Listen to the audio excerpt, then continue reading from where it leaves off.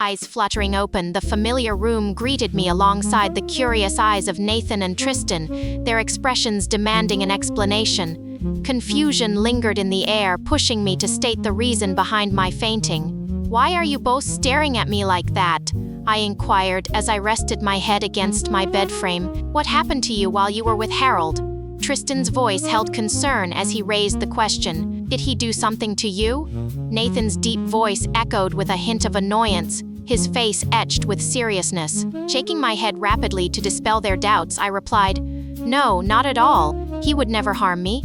Tristan rolled his eyes and cussed under his breath before uttering the audible words, "You are always so quick to defend him. For all we know, he must have threatened you not to say a word to us or wiped your memories of the event that happened."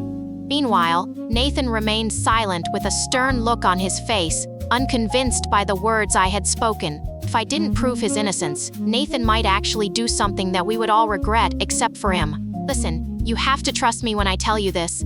Harold is not the problem here. Something else caused the blackout," I tried to assure them. Nathan crossed his arms, a frown deepening on his brow. "Then what could it be? You were perfectly fine before. All my energy was sucked out when I paused, not wanting to spill the rest of the details because they would only misunderstand my statement. Nathan's narrowed eyes pierced mine, commanding me with clenched teeth, "Finish it." "Yes, Lexi, we would love to hear the rest of the story. He was using your powers for his selfish deeds, wasn't he? And as usual, your stupid feelings for him didn't let you notice. At this point, I would say you're really colorblind to not see his red flags." Tristan's bitterness lashed out. His words were sharp and unforgiving. "That's not what happened. Don't assume without hearing the whole story. Harold's intentions were pure. I was only exhausted." I pleaded, trying to defend him, but my words only charged their anger. Nathan's jaw tightened, and his growing claws betrayed his rage, tearing at the fabric of my sheets. He spat his words with suppressed fury. "Only, you passed out. What if it had gotten worse? She wouldn't care as long as her precious Harold is safe and alive." The classic laying her life down for a man as always. Tristan chimed in, his voice dripping with sarcasm and disdain, intensifying the tensed atmosphere in the room. At this point, it was clear that there was nothing I could tell them that would change their hearts towards Harold. I really did not want to believe that this was hatred on their end. "What for?" His face twisted into scorn, displaying the depths of his jealousy. "Remove him from her life, and watch as she struggles to even catch a breath," he added. I retorted, blocking my ears with my palms and squeezing my eyes shut as I could no longer condone their nonsense accusations. "That's enough. We just went to my PAX archive to get some files, hoping that it would finally resolve the issue." Tristan turned the tables around. "So he's teaching you how to steal now? You went back to that territory knowing fully well that you would be dead meat if caught lurking around by the Alpha King. Do you have any brain at all up there?" Nathan confronted. "I doubt. Sometimes I wish you could just step out of your body to see the silly decisions that you keep making. Harold is an alpha and you are just." I interrupted Tristan with a frown. "An omega. Yes, I know that, and he can protect me. Why are you both making a fuss out of nothing? The most important thing is that I'm back here." I tried to put an end to the discussion, but they were relentless. "Oh, shut up," Nathan snapped at me. Tackling a mentally deranged lichen was much easier than handling these two, and nobody would ever be able to understand my plight in this issue. I was even more puzzled that Harold himself wasn't even present in the room, as if he had intentionally caused chaos and ran off to God knows where. And where the heck is he? He has a lot of explaining to do. Nathan threw a general question in the air for either of us to answer. It became a case of speak of the devil and he shall appear. As he entered the room with a clueless expression, "Babe, you are awake." "Thanka euro." Nathan instantly walked over to him while Tristan stayed back on the bed. "Babe, her name is Alexia. You should use the right words and don't get on my damn nerves." He yelled at him. My heart was already pounding hard in my chest as the thought of this turning into a fight crossed my mind. "What's up with you, man? She doesn't seem to have a problem with the name, so why should you interfere? Are you her dad or something?" His chilled composure made me bite my finger in panic. I silently prayed to the goddess to calm Nathan's temper. "You are saying the wrong prayer to her. It should be, Harold shouldn't react to this, Blair corrected me. People who were slow to anger had to be feared, and he was a living example. I'm her mate, Nathan asserted, and so am I. You can address her with a nickname, I won't object, Harold responded calmly. The one who marks her first holds the authority to give orders to back off, he pointed out. Tristan cleared his throat to signify that he was still in the room. Actually, it would be the one whom she chooses, Harold scoffed. So, what difference does it make to what I just said? Isn't it obvious who she wants the most between us? Or do you want me to prove it further before you step out of your denial phase? His words were a clear attempt to belittle Tristan. Tristan burst into a laugh of mockery before eyeing me with irritation and then darting to Harold. It's not your fault, man. I blame this friend of mine who chose to be your dummy. Not like we can't save her. She doesn't want to be saved. Don't call her names, Harold warned him as a different color flashed in his eyes. Or else what? She's mine as well, so I can refer to her however I like. At least I'm being clean about it. Unless someone can't stand his reflection in the mirror, knowing that his life is filled with deception. Now, he was crossing the line into a separate topic that I had no absolute knowledge about. What are you talking about, Tristan? I inquired with a meek tone. Stay mute. This is between the three of us now. He dismissed me, refusing to even spare me a glance. And if I don't? I dared him to do his worst. Our eyes locked, and he replied with a sinister glint in them. I know exactly how to handle you, Lexi, and you are well aware of that. My breath caught in my throat, and I lowered my head, unable to find a response to his threats. What game are you trying to play right now? Harold questioned him as Tristan stood up to face him. Do you want me to spell it out for her? I wouldn't want to ruin the relationship that you have been struggling to build. You can enjoy the fun for now since she is still delusional, but you had better not hurt her. Tristan kept speaking in code. What the fuck are you talking about, man? He needs to stay the hell away from her. He keeps causing unnecessary troubles for her, and you claim to love her? Bloody lies, Nathan stated. Goddess really saw me struggling with my life and sent these three to finish me off for good because how was I going to keep coping with this? What troubles, if I may ask? For as long as I can remember, I have kept my distance from her. Not once or twice, but she keeps running back to me. Clearly, she can't deal with your toxic bullshit. Harold finally raised his voice, and I flinched, covering myself with my duvet. Harold finally raised his voice, and I flinched, covering myself with my duvet. Is it the part that she doesn't want either of you or my presence to be intimidating? Nathan, your grip on her is suffocating, and if she ever becomes your Luna, which the goddess would never allow, you will turn her into your royal slave. And as for you, Tristan, we all know the number of whores you would have after her since you are so insatiable, he concluded. This was going to be a very long argument, and I was caught up in it. Is that what you say to yourself to make you sleep better at night? Unbelievable, Nathan exclaimed. They are actually a perfect match. He thinks he's the best man for the job, and she believes that he's going to stay with her for a long time, Tristan added casually. A realization that Nathan and Tristan were on the same side and Harold was being targeted suddenly came to me. I had to speak up. Nate and Tristan, please leave. And what makes you think you can kick us out? The audacity. It's disgusting, I know, but use the damn door, I retorted, speaking in a language that he would understand, my face unmoving and in a flat tone. Tristan tugged at his arm, urging him to leave. Let's go, man. They might as well have their honeymoon in here. Nathan didn't push any further and made his way towards the door. But Tristan couldn't resist, delivering one final blow. Post-nut clarity is real, Lexi. He'll be gone in the blink of an eye, leaving you without a broad shoulder to lean on. After their departure, I let out a breath that I had been holding in, and Harold stared at me with pity in his eyes. Reaching out to hold my hand in his to offer comfort, he said, I'm sorry that you had to witness all of that. I understand they can be jerks sometimes. Sometimes? He lifted his brow in disbelief. Always, I mumbled. You should practice controlling your powers, baby. I don't want to see you faint ever again. You've got me scared, babe, he suggested. Unlike the others, his touch was a healing balm to my troubled soul. If only they knew that. However, I noticed something strange. This time, I couldn't feel his emotions. Without hesitation, I sought answers from Blair because she was the only one who could tell me what's happening. Why did I lose one of my abilities? Unfortunately, she was in the same state as my dilemma, as she failed to provide a reason. I don't know, Lexi. Training to master my abilities was actually tough, but Harold was always there by my side. I couldn't have asked for a better guide because he helped me with every step of the tasks, making sure that I never gave up midway. His mere belief in my potential meant the world to me, unlike the others, who seem to care less nowadays. Lately, my relationship with them has been rough. Nathan gave me the silent treatment, and Tristan would throw temper tantrums, which startled me. I had to give them a bit of distance so I could focus on the one who chose to act right. But it seemed to make things worse as they transferred all their aggression to Harold.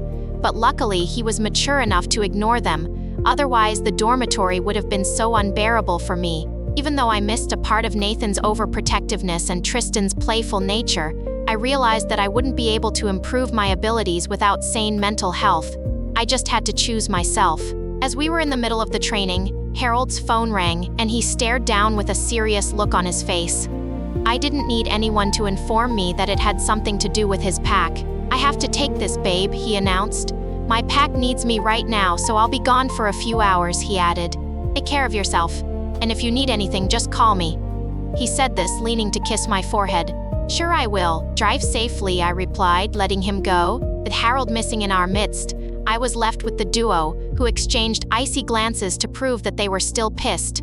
Of course, they were waiting for me to go on my knees and worship them since they were used to such treatment from their whores, but I wasn't the type to do that anymore. I wonder who will save her if a monster were to invade the academy right now. Tristan began, leaning against the wall to taunt me. Definitely not her man. He would never choose her over his pack. Nathan replied in a flat tone. I rolled my eyes and scoffed, making my way to the exit as I wasn't in the mood to entertain their nonsense. Entering the room, I let out a sigh of relief and stripped myself naked, wrapping a towel around my body so I could have a nice, soothing shower. Just as I approached the door, Tristan rushed into the room, pushing me aside with his shoulders to go in before me. Immediately, I froze in shock, utterly stunned, as he locked the door behind him. I squeezed my eyes shut and clenched my jaw, trying to contain my frustration as I was at a loss for words to yell at him for his childish behavior. "Another point deducted from Tristan's score because he's too petty," Blair remarked. "His childishness is also caused by being a mummy's boy. He always finds a way to make me speechless," I retorted. "They all do," she replied. I heaved a sigh and placed both hands on my head to rub my temples when I heard a chuckle from behind. I inquired without turning around to face Nathan because I had already jumped to the conclusion that he chose to mock me. "You think this is funny?" I didn't get a response at all and twirled to see him on the phone. It wasn't an official call. If it weren't, he wouldn't be smirking or chuckling like a man playing games with a woman's heart. Not that it was my business, but the feminine voice sounded so familiar that I just had to find out. I marched to his bed and grabbed his phone to confirm the caller ID. As soon as my guess happened to be correct, I ended the call abruptly. "What the fuck was that for?" Nathan yelled at me, trying to seize the phone, but I backed away. My grip on it tightened as I kept staring down at the love emojis that followed her name. "Why are you still in contact with her?" Tilting his head to the side and mirroring my glare, he said, "Are you now like my mom or something?" He fired. "Answer the question, Nathan. I'm not playing with you right now. Why the hell are you still talking with Jessie?" I shouted. She has been a thorn in my flesh, the first person to make my life miserable in the academy, and yet he didn't have the decency to cut her off permanently. Besides, she has a mate. Why can't she focus on him unless Zayden has already shown her how much of a jerk he can be? Or they probably rejected each other. Blair stated. "I don't even care about that. It's her business," I retorted. "Can you chill out? This is my life, and I can decide who I want to be," he responded. I narrowed my eyes at him and said, "It still doesn't answer the question, Nathan. Is English now hard for your brain to comprehend? Or do you want me to repeat myself slowly?" His brows furrowed, and he chuckled softly, as if to undermine how crazy I could get. "What's all of this for? You were the one who had been ignoring us and clinging to Harold." I was aware that they were bitter about my relationship, but I didn't expect him to go this far with his revenge. "Is that why you chose to be with her?" I repeated. Just then, Tristan came out of the bathroom and casually asked, Chose to be with who? Tristan, you won't believe what just happened. I began. Nathan and Jesse got back together. How can you be so selfish? I returned to Nathan. Selfish? You're the one to talk, Nathan muttered under his breath. I heard that. I pointed it out. To my surprise, Tristan's reaction threw me off balance. Instead of joining me in my disappointment and scolding Nathan for returning to his vomit, he showed his support for their relationship. That's great news, he exclaimed, his voice filled with genuine enthusiasm. I'm happy for Nate. It's about time they work things out. Did my feelings ever matter to them? I doubt. There's nothing great about the news, Tristan. This is Jessie we are talking about here. Has she hired a witch to wipe your memory or something? Are you jealous? This question made me scoff. Jealous, that's the last thing I would ever feel concerning a toxic relationship. Tristan eyed him and burst into laughter, which Nathan joined. I really need you and your boyfriend to stand in front of a magic mirror so you can truly see who the real ambassadors of toxicity are. Don't bring him into this. This concerns Jessie, I warned him. This is not even about Nathan and Jessie getting back together. I paused. It's the fact that she called people to rape me, and now you all want to stand by her? I couldn't even imagine seeing her again in this room. I just wanted her to be as far away from me as possible, but that wouldn't work now. Tristan's eyes widened in shock, and then he nodded his head. I had hoped that he would finally realize how bad the situation was, but he ended up shifting the blame on me. Don't you think you are exaggerating this whole thing? What do you mean? I inquired, feeling as if he was about to make an offensive statement. Why is it that men all over the world want you? I get that you are pretty and all that, but bro, you need to stop acting like a queen bee. You haven't been accepted by your alpha mate till now, he retorted. If it's actually true, you have to show me proof. My heart sank over his disbelief and dismissal of my experience. The pain and trauma that I had suffered because of them still remained fresh in my mind. All I wanted was a bit of empathy, not doubt. Do you always have to make it seem like I'm a liar? I don't even need to prove anything to you. The scars that I got from being beaten by Zayden and his goons are enough, and if you choose to remain blind, then it's not my fault. I spat.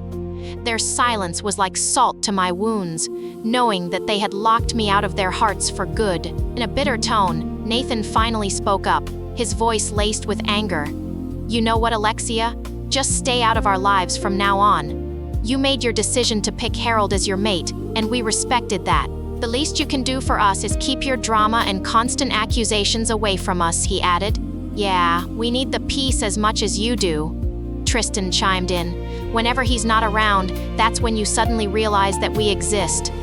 I won't be entertaining such bullshit anymore, he deadpanned. And never will it be in the history of my bloodline that I was a third option for an Omega who has already been rejected by her first mate. Nathan's words hit me like a dagger to my chest, ripping me apart. My eyes were hot with tears, but I held them back from spilling. How can you say that? My voice came off as shaky. Oh, here she goes again with the pity party. What now? Are you going to report us to your little boyfriend that we hurt you when he gets back? Tristan chose sarcasm as his weapon against me. Oh, I'm so scared. Nate, please save me. He mimicked a tiny voice before they chuckled bitterly. Without a word in response, I turned around and ran out of the room to find solace so I could cry my heart out. Their words constantly echoed in my head until I got to the rooftop and dropped to the floor, letting the tears flow freely. Don't let the betrayal consume you. Blair offered a bit of support. Her words made me realize that I shouldn't waste my time on those two bastards anymore. They didn't trust me, but that didn't define who I am. I deserve better than their toxic behavior. Even though I could still feel the bond between us, it was fading away. So, I decided to give them what they wanted my absence. From now on, I will focus on my training in Harold. Nothing else would distract me. My heart still ached from the painful breakup I had with them. Their words relentlessly replayed in my head, refusing to let me find solace or peace. If I were given the opportunity to erase my memory, I would seize without a second thought, removing every trace of Nathan and Tristan from my brain and heart, if possible. Unfortunately, my moment of silence was disrupted by the sound of footsteps approaching from behind. causing me to quickly wipe away the evidence of my sadness with the back of my palm. Putting on a normal face, I turned around to see who it was, forcing a fake smile to mask the torment within. To my relief, it was Harold who had returned. His presence alone brought me comfort, and all I needed was a bear hug and reassurance that he would never break me against me. He stared at me with concern etched in his eyes, as if he could sense the pain I was trying so hard to hide. He asked, "What happened, babe?" His voice filled with genuine worry. "You seem upset. Is everything okay?" We were just starting to rebuild our relationship again, and I couldn't afford to tell him that those jerks were the reason behind my tears. I wouldn't want him to get the wrong ideas of the issue. Definitely. He would be disappointed and even act weird, so it was best to stay quiet about it. My wolf was the only person that I could share such problems with. She won't judge me. Besides, if Harold wasn't my mate, I still wouldn't want to burden him with my own problems. Venting out was never my favorite thing to do, as it might come off as always complaining or negative energy. "It's nothing," I replied, mustering a weak smile. "Just had a rough day, I'll be fine." He studied my face for a moment, his gaze searching for any signs of deception. "Are you sure? Your eyes are red and puffy, babe?" he pointed out, not yet convinced. I had to come up with another lie. "Yeah, I actually remembered a childhood memory. I didn't even realize when tears spilled." I finished with a light chuckle. "Oh," he exclaimed, seemingly satisfied by my explanation. "Can I do anything to make you feel better?" he asked, wanting to lighten my mood. "Do you want ice cream or a warm, cozy drive around the woods? A swim or a run?" His offer sincerely warmed my heart. It was the little things that actually mattered to me, things that many failed to realize, but he understood. A genuine smile finally graced my lips. "Actually, a drive around the woods sounds perfect. Just being with you is enough to make me feel better." He mirrored my smile, relief evident in his eyes as he sighed. Reaching out, he gently grazed his thumb against my cheeks. "All right then, princess. Let's go on that drive and leave the worries behind, if only for a little while, okay? We can get ice cream on our way back." He spoke with such tenderness that I nearly forgot my problems. Before we left for his car, I raised a question. "By the way, how did you know that I would be here? Also, you told me that you won't be done till 2 hours. He answered, "Yeah, about that. My beta managed to get the job before I got there, so there was little to no work left for me. When I got back, I checked the dormitory but couldn't find you there. So I figured out that you would be at your safe spot." He remembered the little details about me as well. Finally, we left the premises of the academy, and during the drive, I couldn't hold back what was eating me up. At least, the topic was one that wouldn't make the atmosphere awkward. He glanced at me and placed his hand on top of mine, rubbing the knuckles gently. "Spill it out. What are you talking about?" I asked, feigning oblivion. "Do you have to make me a mind reader? This is much deeper than what you claimed it was, babe. I want to know what the problem is so I can finally solve it and put a broad smile on my buttercup's face again," he added. I took in a deep breath, playing with the hem of my skirt. "Everything is moving so fast, and I'm afraid that it might crash. Remove those thoughts from your head. Nothing like that will ever happen," he assured me. "At least, not on my watch. Actually, I think it's time for me to go back to my pack. I don't mean to stay, but to find out the truth, no matter how difficult it may be," I replied. The last few days of training had allowed me to master my abilities on breaking the locks to the giant doors. The only one who could stop me was the goddess, and I doubt since she was on my side. "If you are certain that you can do this, which I know you will, then we can leave for your pack right away," he stated. "I won't let you do this alone." His words had already set my heart on fire, ready to melt when my wolf chimed in, planting another seed of doubt. "Can we trust him? Do you think he's actually following you to protect you, or he's using you as a tool to find out the truth about his parents' death?" Her question sent a chill down my spine, but I hoped that the answer would be the former. "If you don't trust him, then I do," I replied sharply and cut off the link. "What if you find out that your pack had a hand in their death?" he questioned me, his eyes yearning for an answer. I gulped my saliva and gathered my thoughts. If it turns that my pack was indeed responsible, then I won't turn a blind eye to the truth. I had no intention of protecting them or making up excuses for their foul behavior. Instead, I would burn the whole pack down to clear the guilt, I added in a serious tone. Gotta save them if they were responsible. Especially the way I was bullied around as if I was the lowest of the lows. Revenge was all I could think of, and Cassie was the first person on my list for me to deal with. His grip on the steering wheel tightened and he smirked, licking his lips. I like it when you get feisty. I flashed him the side eye and rolled my eyes, giggling. You can't be serious. Our drive was short as we got back to the academy, and the first thing that we did when we reached the door was to pack our bags, which caught the interest of our other roommates. They both approached us with curious expression, their eyes darting from the bags and back at us. The vacation is almost over. Tristan pointed out the obvious, as if to make us stupid. Nathan used his leg to kick him, as a warning to behave. What's up? Where are you guys going? Harold and I exchanged glances, as if we were waiting on who to respond first. All of a sudden, they cared now, or it was probably an act because remorse could never be in their dictionaries. Are you taking her on a little trip or something? Nathan asked further, his question directed at Harold with a friendly tone which baffled me since lately he had been hostile. Harold, however, remained unfazed by their sudden shift in behavior. The lovebirds are probably off to some secret getaway. He might have a big proposal planned. I could see through it that Tristan was fighting so hard not to be sarcastic. I trusted Harold not to spill any sensitive information to them, or else they might go out of their way to ruin our plans. Harold wore his signature nonchalant expression and answered, "Just a road trip, nothing too exciting." Tristan raised an eyebrow, clearly not buying his explanation. Really? You're not usually the type for such. What's the real story? He shrugged in response, feigning indifference. Well, people can change, can't they? Maybe. I just wanted to do something different for once. Nathan stepped closer, his eyes narrowed at Harold. Where are you taking her to? The beast of overprotectiveness couldn't contain himself either. Harold's calm demeanor waved slightly, but he quickly composed himself, which relieved me. Bro, it's none of your business. We have places to be, just leave it at that. We'll catch up with you later, okay? I chimed in, hoping to ease the tension. Nathan's gaze hardened, but he reluctantly backed off. Fine, have it your way. But don't come crying to us when things go wrong. Yeah. Good luck, lovebirds. You're going to need it, Tristan added before falling back.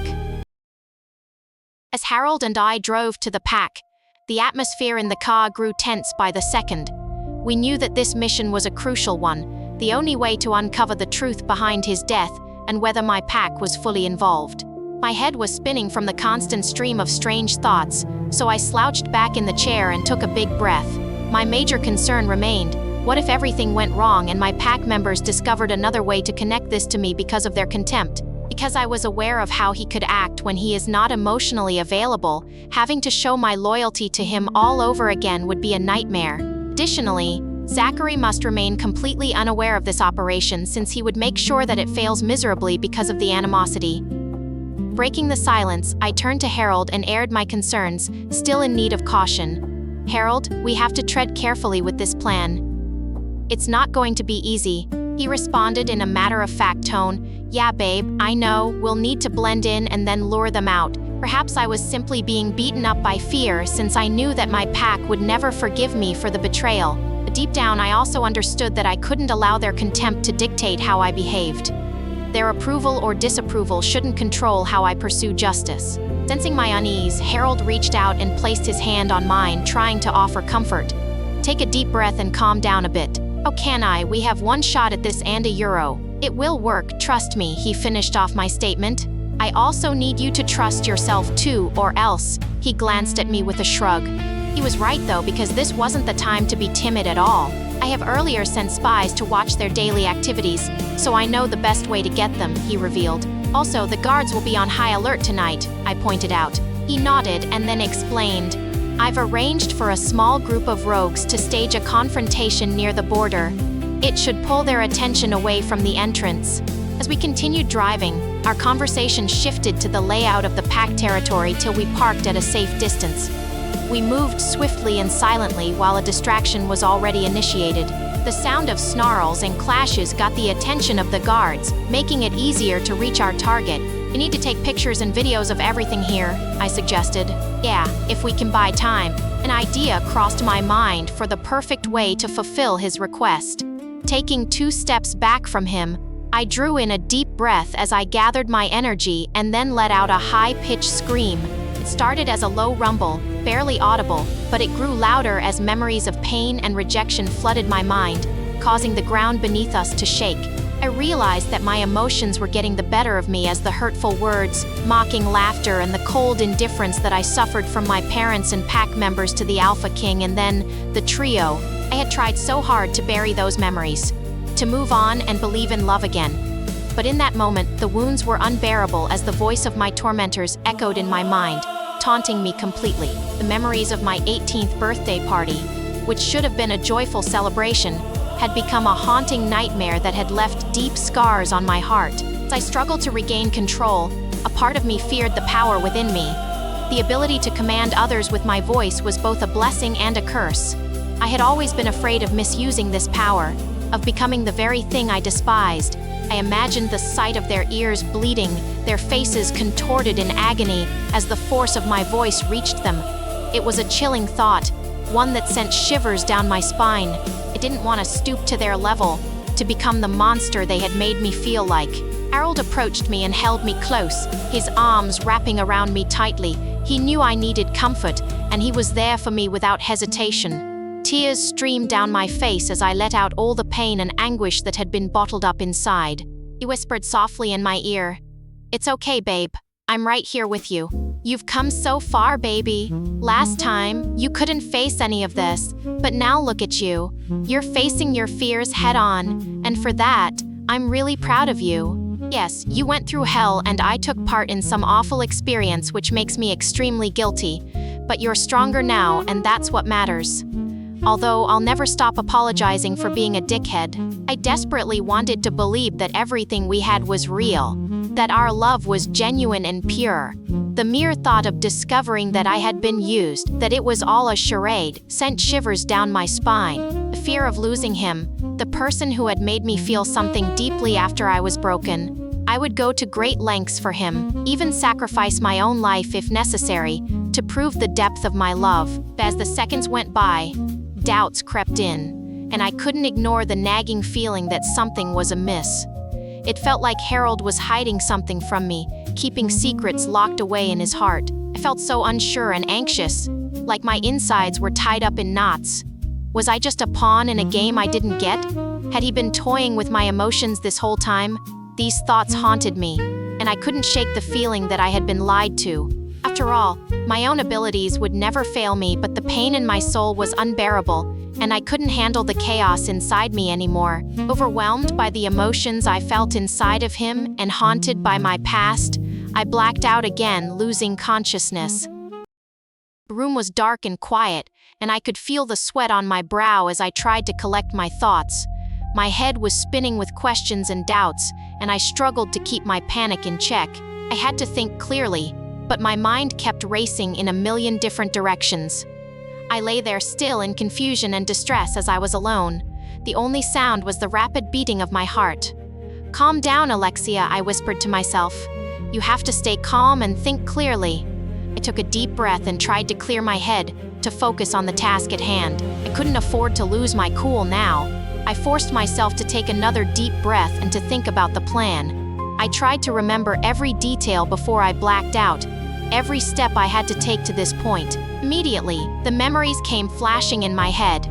I smacked my forehead and winced in pain and frustration because we were almost close, but I just had to ruin it with my silly emotions. As I took stock of my surroundings, I realized that something was off. Harold was nowhere to be seen. I started to worry that the plan had failed, and that I was alone and at the mercy of my captors. I knew that sometimes Harold was heartless, but I wondered if he had already abandoned me to my fate. Maybe he had gotten what he wanted and had no more use for me. I shuddered at the thought, trying to banish the dark thoughts from my mind. My hands trembled as I sat up, and my breath came in shallow gasps.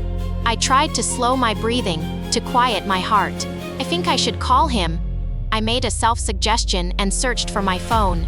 Frantically tried to reach Harold by call, but his number went straight to voicemail. I wondered if he had turned off his phone, or if he had blocked my number. Either way, I was on my own, and I had to figure out a way to get out of this mess. Why does he keep doing this to me? Whenever I need him the most, he just disappears. I was sick of being treated like this, of being used and discarded. I had given my all to this relationship, and this was how I was constantly repaid? I felt so betrayed, so hurt. But then, I reminded myself that I was stronger than this. I had survived worse, and I would survive this too. I would find a way out of this, and I would be okay. I had to be. I worried thoughts turned to my wolf, and I tried to reach out to her. Blair, you haven't said a word since. I was met with silence. It was as if she had abandoned me too, as if I was truly alone in this. I felt a knot in my stomach, a sickening feeling of fear and loneliness. I had never been so isolated, especially from the ones that I loved and cared about. I started to panic, my breaths coming in short, shallow gasps. It seemed like I was drowning in a pool of darkness, and I was terrified. I didn't know what to do, where to turn. Please, don't tell me you're gone too. Say something. Anything. I must have drained our powers, and I'm sorry I got caught up in the mix of my past hurt. I rendered an apology, hoping that it would revive her, but still nothing. In my desperation, I reached out again, trying to reconnect with Blair. Blair, I need you, I whispered, my voice breaking. Please don't abandon me. You're the only one I have left. I waited, holding my breath, and then I finally gave up, choosing to leave the room, hoping that a walk would clear my head and I might bump into Harold for a confrontation. As I made my way to the door, I saw two figures in the distance. It was Nathan and Tristan, and they seemed to be arguing. I paused, unsure of what to do. I didn't want to intrude, but I also didn't want to leave them alone to fight. I decided to take a step closer, hoping to hear what they were saying. As I approached, I could hear their voices growing louder by the second, which disturbed me. Just as I was about to inquire the reason for their quarrel, Harold showed up with an unreadable expression. In an instant, I tried to ask him what had happened, but he ignored my questions as if I had suddenly turned into a ghost. I couldn't understand why everyone was behaving so oddly.